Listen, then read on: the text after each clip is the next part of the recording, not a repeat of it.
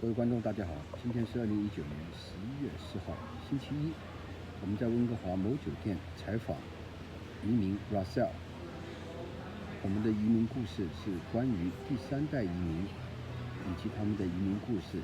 本节目是由美国加州奥克兰市英记世家赞助播出。订台电话是510-465-1888。移民的故事千差万别。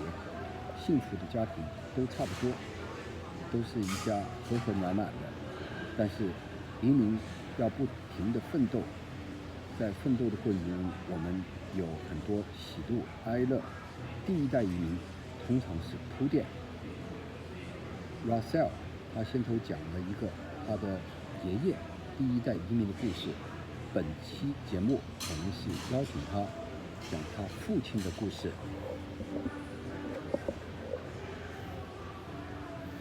Hello, Russell. Oh, good evening, Frank. Okay, nice to meet you again. I'm so excited to be here to talk in the second episode of Overseas Chinese Live Streaming. So Okay. Let's get down to it. So in this episode, would you please introduce the story about your father? Okay, yes, I will. My father would be in the days of the automotive, to make it a comparison to his father. My grandfather was basically in the last episode in the horse and buggy days. So now my father in the days of the automobile, you could say that he was getting very successful as a businessman, because now you can go to see your customers in a car, deliver all the goods in a truck, receive everything in a truck, and don't have to depend on a horse. Okay, saying that, so my grandfather left 11 children behind. My dad is the oldest. You would say my dad was the head of the family, because the youngest two in the family were still in diapers. My grandfather left and didn't come back, and so my father was not only head of the family, he had to play the role of a father, play the role of a businessman. Also, he had to look after the younger kids who were still in diapers. At this era in time, the world was in a turmoil. There's always the threat of war. And when I came along, 1945, this was the end of the war. But my father had to go through very big changes that happened in all of North America, namely the Big Depression, where the economy basically dried up, and also the war with Hitler's Germany taking over most of Europe. A lot of men were sent overseas from Vancouver. And I'll tell you what happened after the war. But basically what I want to say is that my father was very proud of one of his siblings who was accepted into the Royal Canadian Air Force based in England. And he was a bomber. He flew in a bomber, but he was a gunner, sitting in the gunner station, protecting the airplane from air of Germany. So to say everything in a sad way, he died near the end of the war, and I guess the Germans shot his Halifax bomber, that's the name of the airplane, the Halifax airplane, down, and he was trapped inside the gunner station. He could not get out. And how we know of his story was because everybody else got out.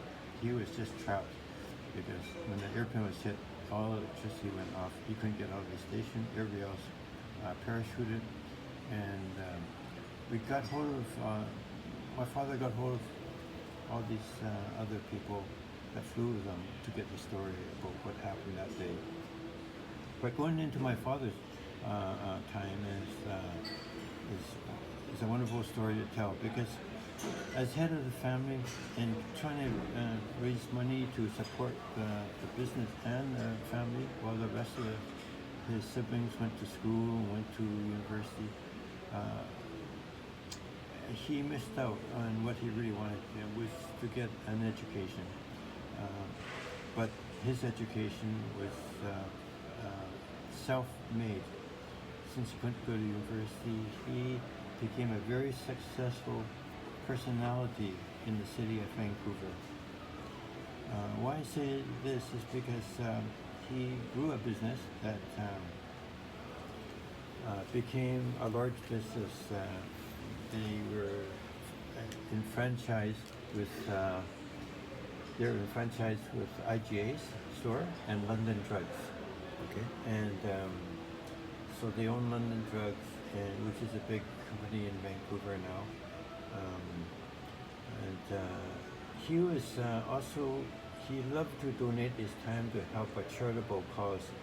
And so he helped out a lot of places in Vancouver, such as Mount St. Joseph Hospital, where he served as chairman of the board for 25 years. He sat with the doctors, advised with the doctors how they should run the hospital. This hospital in particular, Mount St. Joseph, caters to Chinese patients. They serve Chinese meals, in fact. So he was chairman of the board. He helped raise a lot of funds for the hospital. Hospitals always need help from outside help, because the government only give me enough to survive on, but to make the hospital more vibrant and treat the patients better, he raised money at the hospital. He also became what you call the Commissioner of Police in Vancouver, which is it's an appointment. You have to have an amazing track record of being a forthright, honest person, with someone who was definitely no right from wrong, no cloudy area between. Somebody who, when they spoke, everybody listened. As Police Commissioner of Vancouver, I think it's probably at that time, I would say the 1970s and first part 80s. It was quite an honor, because in those days there wasn't that many people of Chinese descent into politics or in the running of the city, as far as mayor and aldermen were involved. So being a police commissioner was quite a high honor. And later on, he got another appointment that was even made him more honorable. And in Chinese, honorable is everything. And so he became what you call the immigration judge in Vancouver.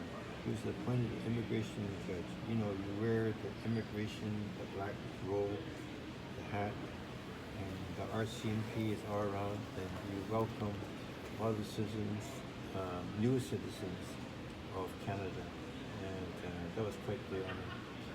And so my father was very successful as far as being head of the family, the surrogate father for 10 siblings, going through the war, depression, and getting appointed as peace commissioner and a judge. And as a father, he was fair to us. He had time for us, even after all that what you call public appointments and time spent in those appointments, meetings, etc. He still had time for me. When I was growing up, my father used to take me hunting and fishing. We go into the great outdoors. In those days, there was not many people here yet. You could go into a place called Richmond, which I am being interviewed or we are talking on live stream for overseas Chinese right now is Richmond. We used to go duck hunting right in the spot that I'm probably sitting right now. So he was a great father. Outdoors, took me outdoors, looked after people, and spent his time well. He's passed on now. He, by the way, in conclusion, my father lived until 97 years old. He was dynamic. He was fully mentally capable at age 97, but finally he succumbed to what you call cancer.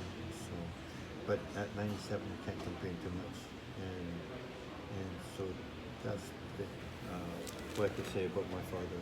How many wives your father have? My father had only one wife, and how many children? Okay, he himself come from a family of 11, but he only had 3 children himself. Okay. Myself, and I have an older sister and a younger brother. Okay. That's about what I can say about my father. I covered pretty well everything. He was quite the man. He did leave the grocery business and took time as an investment dealer or counselor in investing your money in Vancouver. So he did a lot of things in such a short time. More than my grandfather even, which I thought you couldn't do that much in a short time, but he did. Oh, and just before one last thing that came to my mind right now. He took a year, I think a year and a half. My grandfather sent my father to the University of Guangzhou in Guangdong province, and he learned to read and write Chinese fluently, but he never did learn Mandarin because at that time Mandarin was not needed in Guangzhou. So he came back here. He could write. He loved the Chinese culture. He loved it so much. He just took upon his shoulders to learn the language so well. He was always reading literature and poetry, and he enjoyed the culture, the Chinese culture. Yeah. So he was born here, but he did all that, which is amazing. Okay, thank you for introduce your father generation. We will invite you introduce yourself in next episode. Okay? 好，各位观众，我们下一集再请他谈一谈他这一代。海外华人直播，我们不办高深，我们直播传真。如果你喜欢我们的节目，就请在视频的右下方点击并且订阅我们的栏目。各位观众，再见。